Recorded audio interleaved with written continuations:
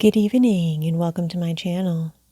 Tonight, we'll be continuing our reading of The Woman in White by Wilkie Collins. 15.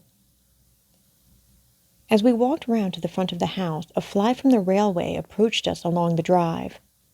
Miss Halcombe waited on the doorsteps until the fly drew up and then advanced to shake hands with an old gentleman who got out briskly the moment the steps were let down. Mr. Gilmore had arrived.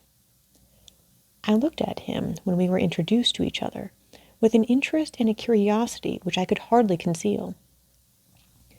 This old man was to remain at Limmeridge House after I had left it. He was to hear Sir Percival Glyde's explanation and was to give Miss Halcombe the assistance of his experience in forming her judgment. He was to wait until the question of the marriage was set at rest, and his hand, if that question were decided in the affirmative, was to draw the settlement which bound Miss Farley irrevocably to her engagement. Even then, when I knew nothing by comparison with what I know now, I looked at the family lawyer with an interest which I had never felt before in the presence of any man breathing who was a total stranger to me. In external appearance, Mr. Gilmore was the exact opposite of the conventional idea of an old lawyer. His complexion was florid. His white hair was worn rather long and kept carefully brushed. His black coat, waistcoat, and trousers fitted him with perfect neatness. His white cravat was carefully tied, and his lavender-colored kid gloves might have adorned the hands of a fashionable clergyman, without fear and without reproach. His manners were pleasantly marked by the formal grace and refinement of the old school of politeness, quickened by the invigorating sharpness and readiness of a man whose business in life obliges him always to keep his faculties in good working order. A sanguine constitution and fair prospects to begin with, a long subsequent career of credible and comfortable prosperity, a cheerful, diligent, widely respected old age. Such were the general impressions I derived from my introduction to Mr. Gilmore, and it is but fair to him to add that the knowledge I gained by later and better experience only tended to confirm them. I left the old gentleman and Miss Halcombe to enter the house together, and to talk of family matters undisturbed by the restraint of a stranger's presence. They crossed the hall on their way to the drawing-room, and I descended the steps again to wander about the garden alone. My hours were numbered at Limmeridge House. My departure the next morning was irrevocably settled. My share in the investigation which the anonymous letter had rendered necessary was at an end. No harm could be done to anyone but myself if I let my heart loose again, for the little time that was left me, from the cold cruelty of restraint which necessity had forced me to inflict upon it, and took my farewell of the scenes which were associated with the brief dream time of my happiness and my love.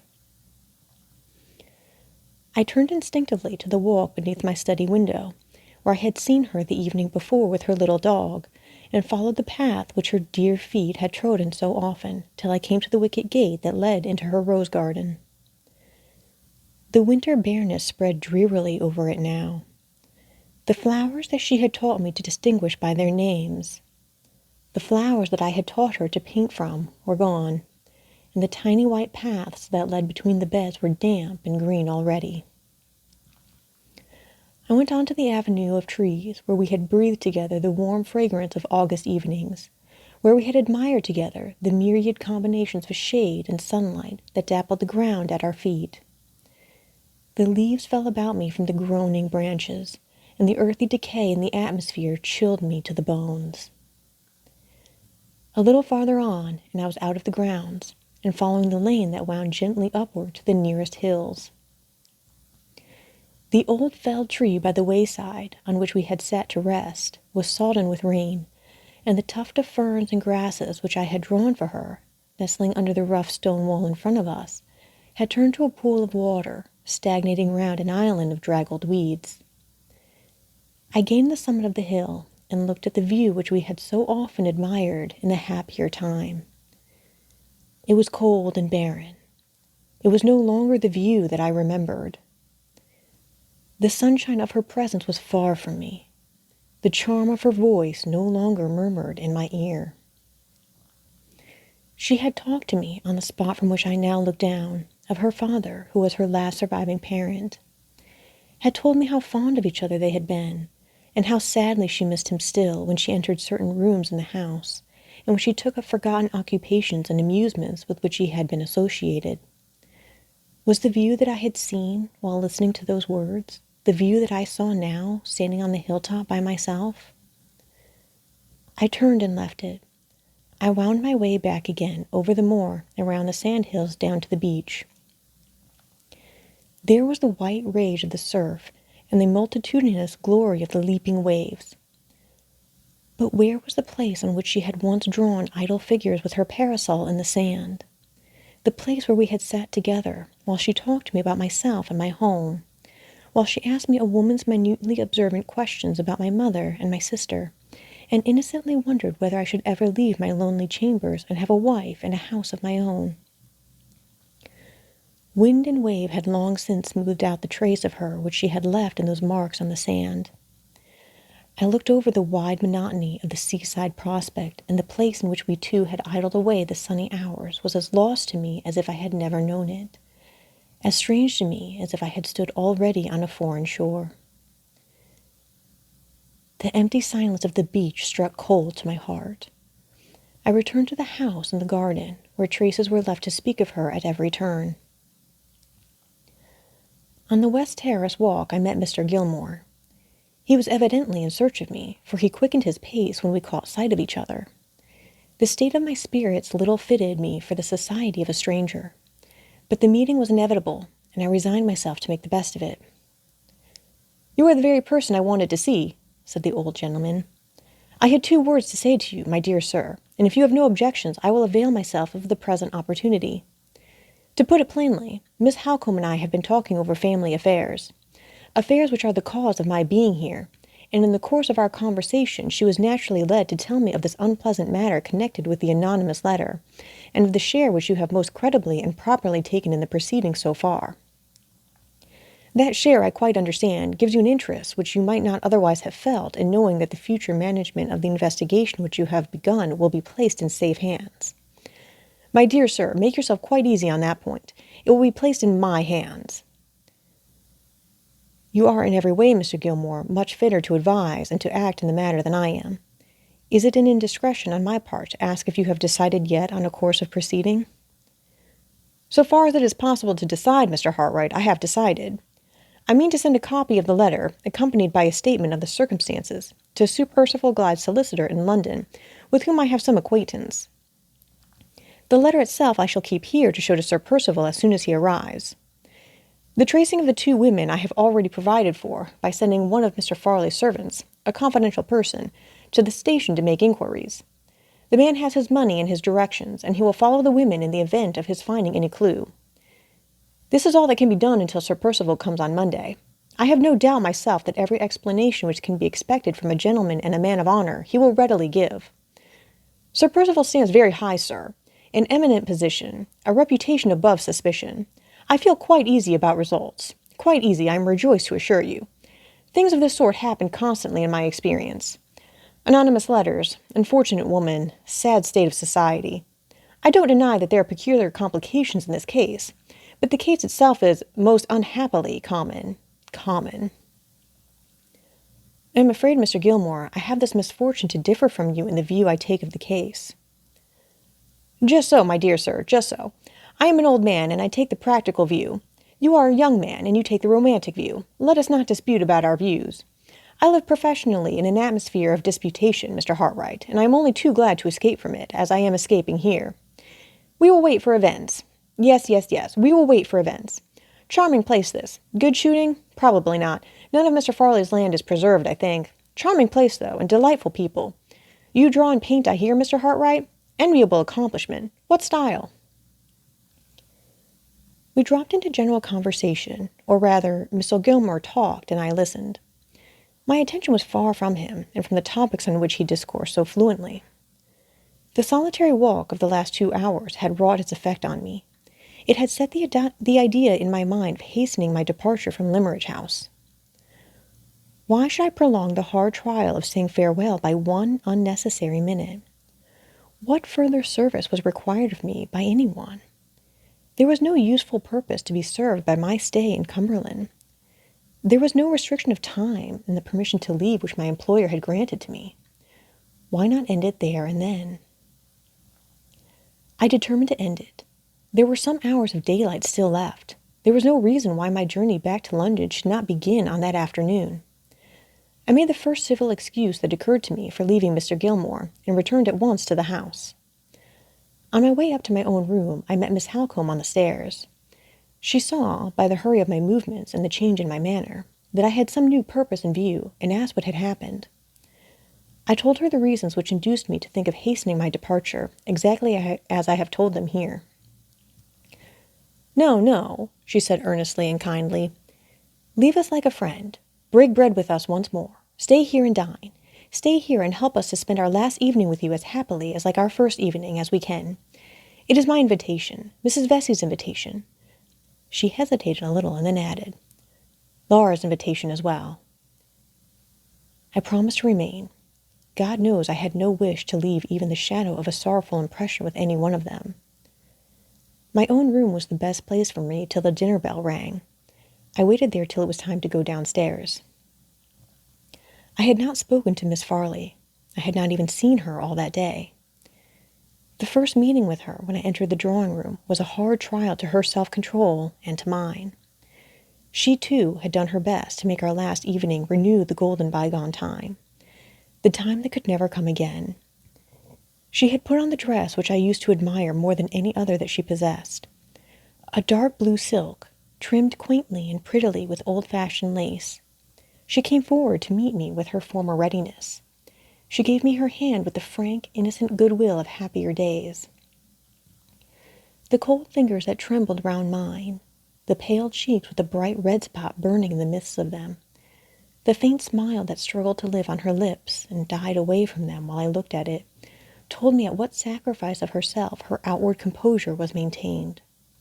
My heart could take her no closer to me, or I should have loved her then as I had never loved her yet. Mr. Gilmore was a great assistance to us. He was in high good humor, and he led the conversation with unflagging spirit. Miss Halcombe seconded him resolutely, and I did all I could to follow her example. The kind blue eyes, whose slightest changes of expression I had learnt to interpret so well, looked at me appealingly when we first sat down to table. "Help my sister," the sweet, anxious face seemed to say. "Help my sister, and you will help me." We got through the dinner, to all outward appearance at least, happily enough. When the ladies had risen from table, and Mr. Gilmore and I were left alone in the dining-room, a new interest presented itself to occupy our attention, and to give me an opportunity of quieting myself by a few minutes of needful and welcome silence. The servant who had been dispatched to trace Anne Catherick and Mrs. Clements returned with his report, and was shown into the dining-room immediately.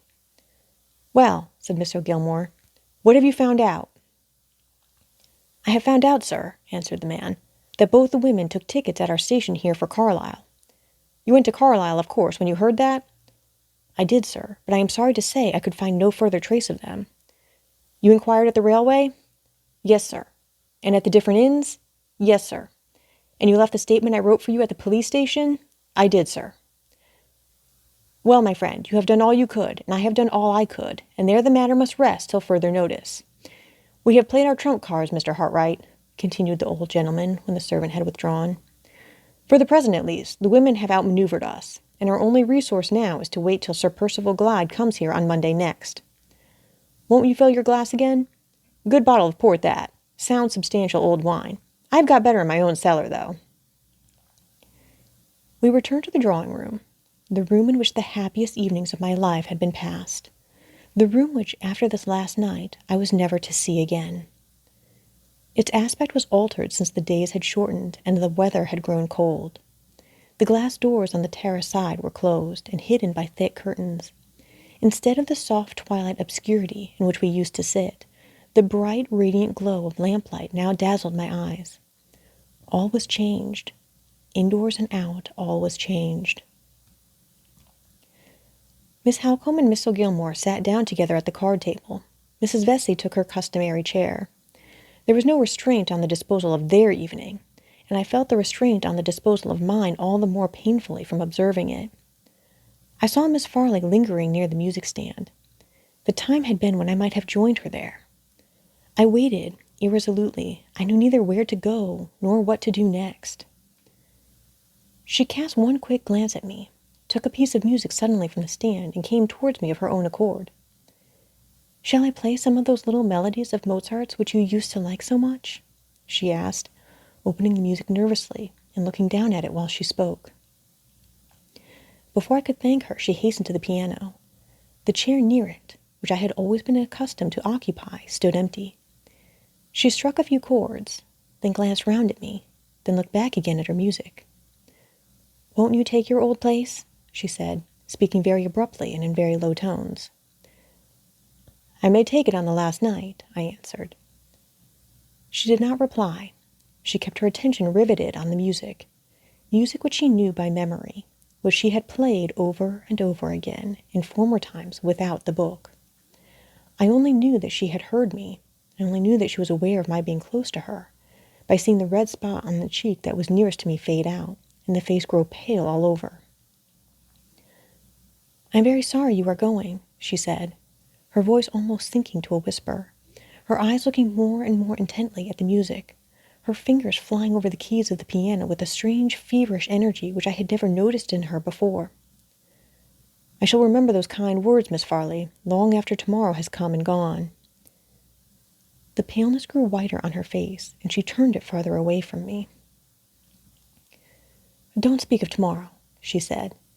"Let the music speak to us of tonight in a happier language than ours." Her lips trembled. A faint sigh fluttered from them, which she tried vainly to suppress. Her fingers wavered on the piano. She struck a false note, confused herself in trying to set it right, and dropped her hands angrily on her lap. Miss Halcombe and Mr. Gilmore looked up in astonishment from the card table at which they were playing. Even Mrs. Vesey, dozing in her chair, woke at the sudden cessation of the music, and inquired what had happened. "You play at whist, Mr. Hartright?" asked Miss Halcombe, with her eyes directed significantly at the place I occupied. I knew what she meant. I knew she was right, and I rose at once to go to the card table. As I left the piano, Miss Farley turned a page of the music and touched the keys again with a surer hand. "I will play it," she said, striking the notes almost passionately. "I will play it on the last night." "Come, Mrs. Vesey," said Miss Halcombe. "Mr. Gilmore and I are tired of écarté. Come and be Mr. Hartright's partner at whist." The old lawyer smiled satirically. His had been the winning hand, and he had just turned up a king. He evidently attributed Miss Halcombe's abrupt change in the card-table arrangements to a lady's inability to play the losing game. The rest of the evening passed without a word or a look from her. She kept her place at the piano, and I kept mine at the card-table. She played unintermittently, played as if the music was her only refuge from herself. Sometimes her fingers touched the notes with a lingering fondness, a soft, plaintive, dying tenderness, unutterably beautiful and mournful to hear. Sometimes they faltered and failed her, or hurried over the instrument mechanically, as if their task was a burden to them. But still, change and waver as they might in the expression they imparted to the music, the resolution to play never faltered. She only rose from the piano when we all rose to say good night. Mrs. Vesey was the nearest to the door, and the first to shake hands with me. "I shall not see you again, Mr. Hartright," said the old lady. "I am truly sorry you are going away. You have been very kind and attentive, and an old woman like me feels kindness and attention. I wish you happy, sir. I wish you a kind good-bye." Mr. Gilmore came next. "I hope we shall have a future opportunity of bettering our acquaintance, Mr. Hartright. You quite understand about that little matter of business being safe in my hands?" Yes, of course. Bless me, how cold it is. Don't let me keep you at the door. Bon voyage, my dear sir. Bon voyage, as the French say." Miss Halcombe followed. 7:30 tomorrow morning," she said, then added in a whisper, "I have heard and seen more than you think. Your conduct tonight has made me your friend for life." Miss Farley came last. I could not trust myself to look at her when I took her hand and when I thought of the next morning. "My departure must be a very early one," I said. "I shall be gone, Miss Farley, before you—" No, she interposed hastily. "Not before I'm out of my room. I shall be down to breakfast with Mary Ann. I am not so ungrateful, not so forgetful of the past 3 months." Her voice failed her. Her hand closed gently around mine, then dropped it suddenly. Before I could say good night, she was gone. The end comes fast to meet me, comes inevitably as the light of the last morning came at Limmeridge House. It was barely 7:30 when I went downstairs, but I found them both at the breakfast table waiting for me. In the chill air, in the dim light, in the gloomy morning silence of the house, we three sat down together and tried to eat, tried to talk. The struggle to preserve appearances was hopeless and useless, and I rose to end it. As I held out my hand, as Miss Halcombe, who was nearest to me, took it, Miss Farley turned away suddenly and hurried from the room. "Better so," said Miss Halcombe when the door had closed. "Better so for you and for her." I waited a moment before I could speak. It was hard to lose her without a parting word or a parting look. I controlled myself. I tried to take leave of Miss Halcombe in fitting terms, but all the farewell words I would fain have spoken dwindled to one sentence. "Have I deserved that you should write to me?" was all I could say.